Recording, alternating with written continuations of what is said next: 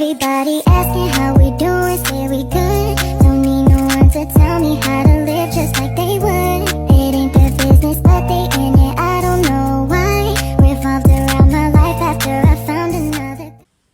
Assalamualaikum warahmatullahi wabarakatuh. Perkenalkan, nama saya Lili Triola, NIM 2114010016 dari kelas PIA akan menampilkan sebuah video pembelajaran tingkat SMA kelas 10. Selamat menyaksikan. Nah, selanjutnya sebelum kita memulai proses pembelajaran kita pada pagi hari ini, alangkah baiknya kita terlebih dahulu untuk membaca doa belajar secara bersama-sama.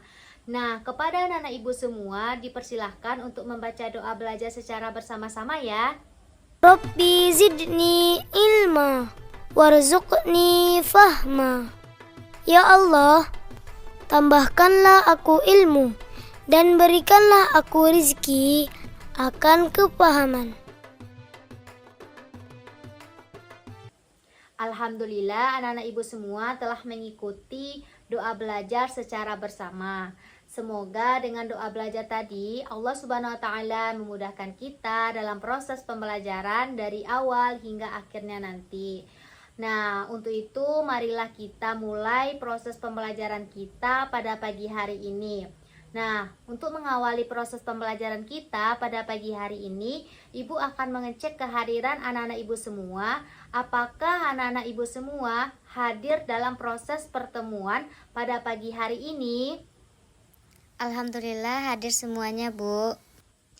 Nah, marilah kita masuk kepada materi kita pada pagi hari ini dengan judul Macam-macam puasa wajib.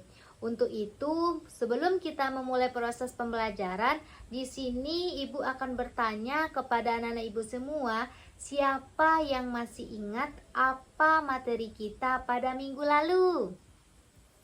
Ketentuan puasa, Bu. Nah, benar. Materi kita pada minggu lalu yaitu kita membahas mengenai ketentuan-ketentuan puasa. Yang mana kita membahas dari pengertian, hukum puasa, syarat wajib puasa, syarat sah puasa, rukun puasa, serta hal-hal yang membatalkan puasa. Nah, di sini Ibu akan mencek apakah anak-anak Ibu semua masih ingat apa itu rukun puasa. Ayo, siapa yang masih ingat? Niat dan menahan diri dari hal-hal yang membatalkan puasa, Bu. Nah, benar. Rukun puasa itu terdiri di atas dua. Yang pertama yaitu niat. Yang kedua yaitu menahan diri dari hal-hal yang membatalkan puasa dari terbit fajar sampai terbenamnya matahari. Nah, yang mana niat tadi itu anak-anak Ibu semua harus melakukan niat terlebih dahulu untuk melakukan puasa, baik itu puasa wajib ataupun puasa sunnah lainnya. Nah, Ibu harap kepada anak-anak Ibu semua mampu mengaplikasikannya nanti ketika melakukan puasa. Nah, di sini marilah kita masuk kepada materi kita yang pertama. Sebelum itu, tujuan dari pembelajaran kita pada pagi hari ini yang pertama yaitu Ibu harap kepada anak-anak Ibu semua nantinya mampu menjelaskan apa saja macam-macam puasa wajib. Yang kedua, Ibu harap kepada anak-anak Ibu semua mampu mengomunikasikan dari macam-macam puasa wajib tersebut. Nah, itulah tujuan pembelajaran kita pada pagi hari ini. Ibu harap kepada anak-anak Ibu semua memperhatikan dan berkonsentrasi ketika Ibu menjelaskan materi kita. Nah, marilah kita masuk kepada poin kita yang pertama, yaitu pengertian dari puasa wajib. Nah, di sini Ibu akan bertanya kepada anak-anak Ibu semua, siapa yang tahu apa itu definisi dari puasa wajib? Jika dilaksanakan akan mendapatkan pahala dan jika ditinggalkan akan mendapatkan dosa. Benar. Puasa wajib adalah puasa yang kita lakukan akan mendapatkan pahala dan jika kita tinggalkan akan mendapatkan dosa. Oleh karena itu diwajibkan atas setiap muslim untuk melaksanakan puasa itu, karena Allah Subhanahu wa taala telah memerintahkan kepada kita agar kita melaksanakan puasa sebagaimana Allah telah memerintahkan. Apabila kita laksanakan akan mendapatkan pahala, dan apabila kita tinggalkan akan mendapatkan dosa. Nah, itulah yang dimaksud dengan puasa wajib. Selanjutnya yaitu macam-macam puasa wajib. Nah, di sini siapa yang tahu apa saja macam-macam puasa wajib yang kita bahas pada pertemuan kali ini? Puasa Ramadan, puasa nazar, dan Nah, puasa kafarat, Bu. Macam-macam puasa wajib yang kita bahas pada pertemuan kali ini ada 3. Yang pertama yaitu puasa Ramadan, yang kedua yaitu puasa nazar, yang ketiga yaitu puasa kafarat. Nah, marilah kita bahas satu persatu. Yang pertama yaitu puasa Ramadan. Nah, puasa Ramadan ini tidak asing lagi bagi anak-anak ibu semua, karena puasa Ramadan ini adalah puasa yang diwajibkan setiap muslim yang telah memenuhi syarat selama 1 bulan penuh pada bulan Ramadan. Nah, oleh karena itu puasa Ramadan ini pertama kali diperintahkan oleh Allah Subhanahu wa taala kepada Nabi Muhammad SAW, yaitu pada tahun kedua Hijriah. Ketika itu, pada saat itu Allah Subhanahu wa taala memerintahkan kepada Nabi Muhammad SAW untuk memindahkan arah kiblat dari Masjidil Aqsa di Palestina untuk dipindahkan ke Masjidil Haram di Mekah. Bertepatan hal demikian, Allah Subhanahu wa taala juga memerintahkan kepada Nabi Muhammad SAW untuk melaksanakan puasa Ramadan. Nah, itulah yang dimaksud dengan puasa Ramadan. Dan adapun dalil atau dasar hukum puasa Ramadan ini, salah satunya terdapat dalam Quran surah Al-Baqarah ayat 183 yang berbunyi, Bismillahirrahmanirrahim. Ya ayyuhalladzina amanu kutiba alaikumusiyam kama kutiba alal ladzina min qablikum la'allakum tattaqun. Yang artinya, wahai orang-orang yang beriman, diwajibkan atas kamu untuk melaksanakan puasa sebagaimana diwajibkan atas sebelum kamu agar kamu bertakwa. Quran surah Al-Baqarah ayat 183. Nah, dapat kita pahami anak-anak ibu semua, yaitu Allah Subhanahu wa taala telah memerintahkan kepada orang yang beriman, kepada umat muslim untuk melaksanakan puasa Ramadan, dan Allah juga telah memerintahkan kepada orang-orang sebelum kita untuk melaksanakan puasa Ramadan agar kita beruntung. Dan itulah dasar hukum ataupun dalil puasa Ramadan. Dan adapun amalan-amalan sunnah yang kita lakukan pada bulan Ramadan, yang mana amalan-amalan sunnah yang dapat anak-anak ibu semua lakukan diantaranya yaitu yang pertama adalah sholat tarawih. Nah, sholat tarawih ini tidak asing lagi ketika pada bulan Ramadan, yang mana sholat tarawih ini hanya dilakukan pada bulan Ramadan. Yang kedua yaitu sholat witir dan sholat sunnah lainnya. Nah, yang mana anak-anak ibu semua perbanyaklah sholat sunnah pada bulan Ramadan. Yang ketiga yaitu memperbanyak membaca Al-Quran ataupun tadarus. Nah, anak-anak ibu semua jangan sampai anak-anak ibu semua tidak membaca Al-Quran ketika pada bulan Ramadan. Yang keempat yaitu bersedekah. Nah, pada anak-anak ibu semua, jika anak-anak ibu semua memiliki harta yang lebih, maka bersedekahlah kepada orang yang membutuhkan seperti fakir miskin. Nah, selanjutnya yaitu iktikaf di masjid. Nah, itulah amalan-amalan sunnah yang dapat kita lakukan pada bulan Ramadan untuk bisa mendekatkan diri kepada Allah Subhanahu wa taala.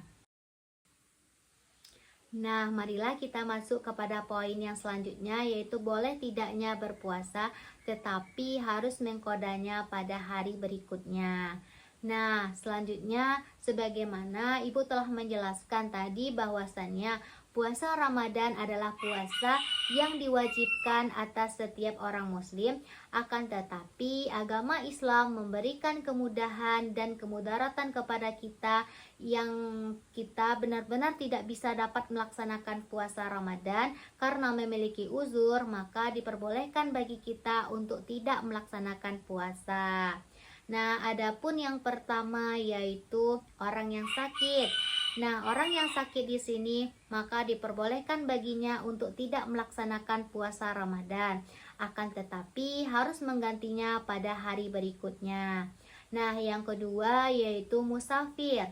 Nah, musafir di sini artinya adalah orang-orang yang dalam perjalanan. Orang-orang yang dalam perjalanan apabila dia tetap melaksanakan puasa, maka itu akan mengganggukan perjalanannya atau mengakibatkan sakit pada orang tersebut, maka diperbolehkan baginya untuk tidak berpuasa, akan tetapi harus mengkodanya pada hari lain. Nah, yang mana adapun batas minimal perjalanan yang jarak yang kita tempuh yaitu sekitar 80 km. Nah, apabila anak-anak ibu semua dalam perjalanan jarak tempuhnya 80 km, maka diperbolehkan anak-anak ibu semua untuk tidak berpuasa dan menggantikannya pada hari berikutnya. Nah, bagaimana Bu jika dalam perjalanan kita itu tidak sampai dengan 80 km? Maka tidak diperbolehkan baginya untuk menggantikan puasa atau mengqada puasa. Nah, yang ketiga yaitu wanita haid dan nifas. Nah, maksud dari wanita haid dan nifas ini tentu ada batas waktu perempuan untuk menggantikan puasa atau mengqada puasanya. Ada beberapa pendapat ulama mengatakan, yang pertama yaitu menurut Imam Syafi'i, yang mana Imam Syafi'i mengatakan bahwasannya wanita haid diperbolehkan untuk menggantikan puasanya itu sebelum masuknya waktu puasa Ramadan yang akan datang. Yang kedua yaitu menurut Imam Maliki, yang mana Imam Maliki mengatakan bahwasanya wanita haid diperbolehkan untuk menggantikan puasanya itu sampai bulan Syawal. Nah, yang ketiga yaitu menurut Imam Hambali, yang mana beliau mengatakan bahwasanya pendapat Imam Hambali ini sama dengan pendapat Imam Syafi'i, yang mana sebelum masuknya waktu puasa Ramadan yang akan datang. Nah, itulah pendapat ulama mengenai wanita haid dan nifas dalam waktu memperbolehkannya menggantikan puasa atau mengqada puasa pada hari lain. Nah, dikarenakan anak-anak ibu semua ini, khususnya perempuan di sini, segeralah untuk menggantikan puasanya, karena kita di Indonesia ini mayoritasnya Imam Syafi'i, yang mana Imam Syafi'i tadi mengatakan bahwasanya batasnya itu sebelum sampai masuknya puasa Ramadan yang akan datang. Nah, walaupun waktunya itu cukup lama, jangan anak-anak ibu semua di sini sampai melalaikan waktu mengganti puasa anak-anak ibu semua.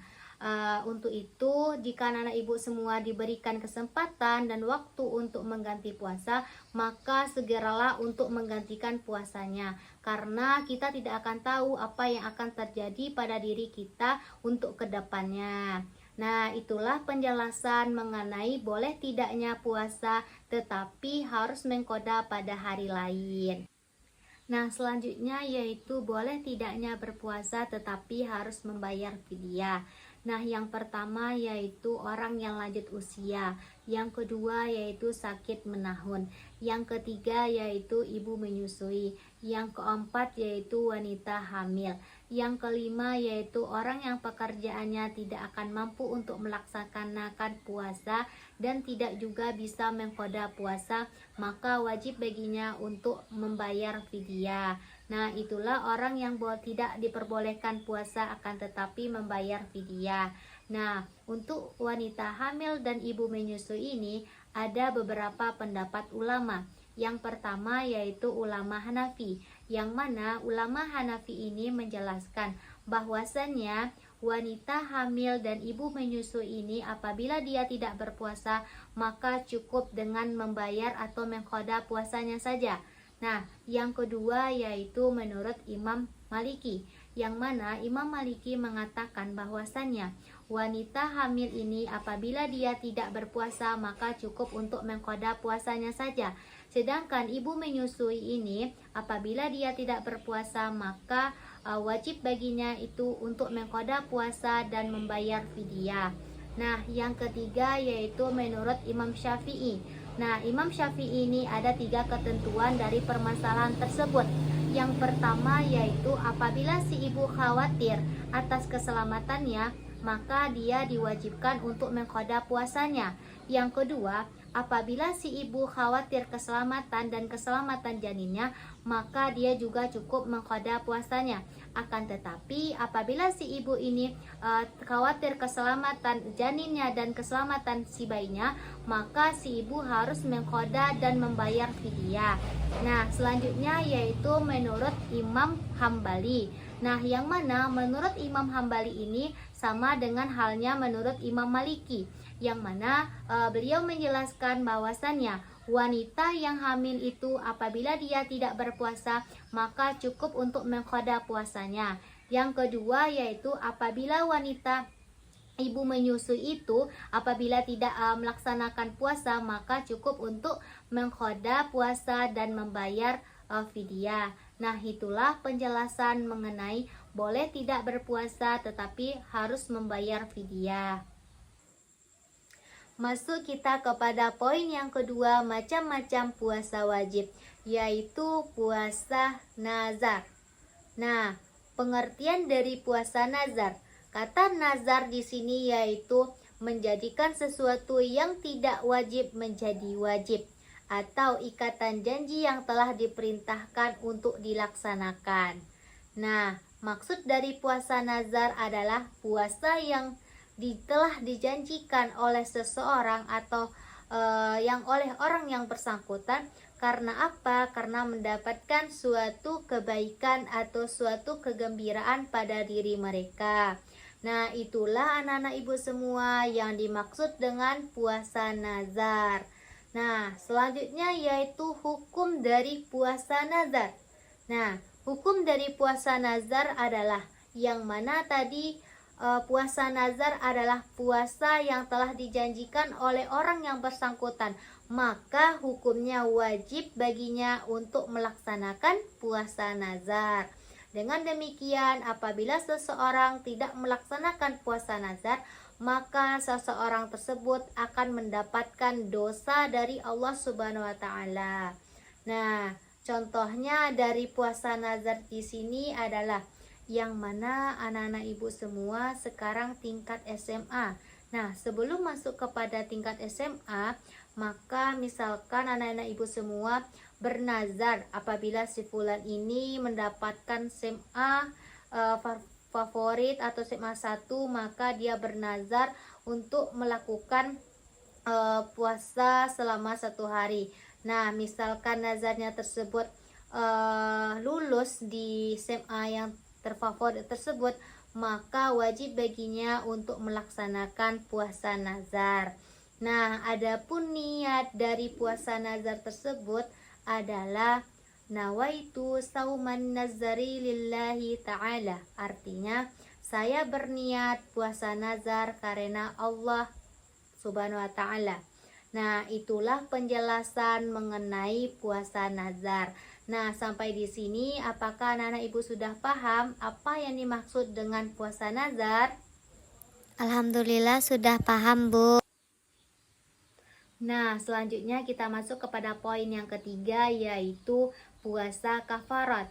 Nah, kafarat artinya yaitu denda atau tembusan. Sementara puasa kafarat artinya adalah puasa yang dilakukan untuk membayar denda atau tembusan atas segala sesuatu yang kita lakukan.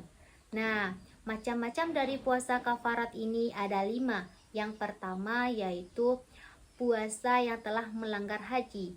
Nah, apabila seseorang melanggar haji, khususnya yaitu haji qiran dan tamatu, maka seseorang tersebut wajib membayar kafaratnya, yaitu menyembelih 1 ekor kambing atau domba.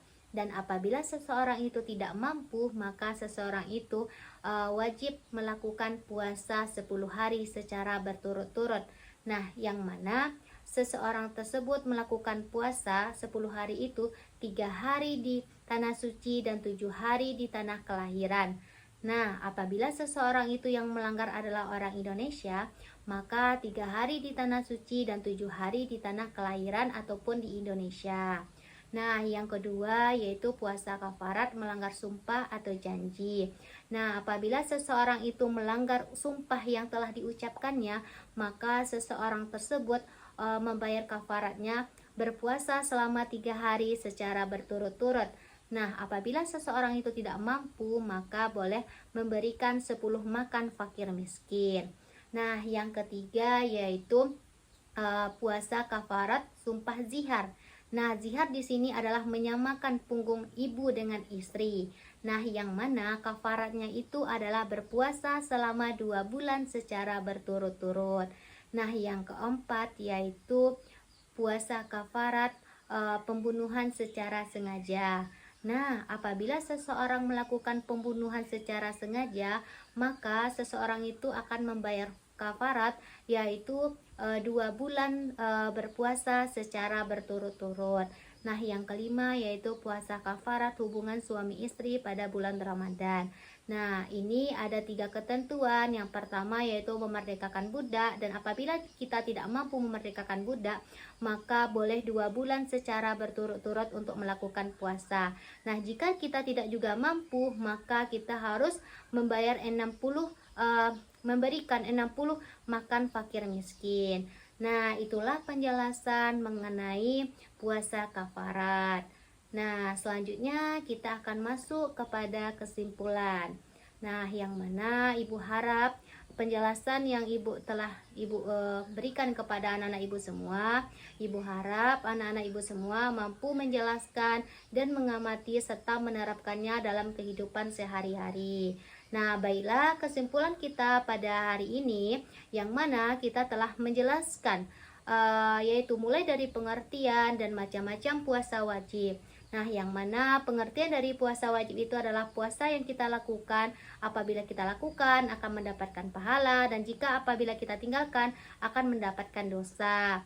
Nah, macam-macam puasa yang kita pelajari pada hari ini ada 3. Yang pertama yaitu puasa Ramadan, yang kedua puasa nazar, yang ketiga puasa kafarat.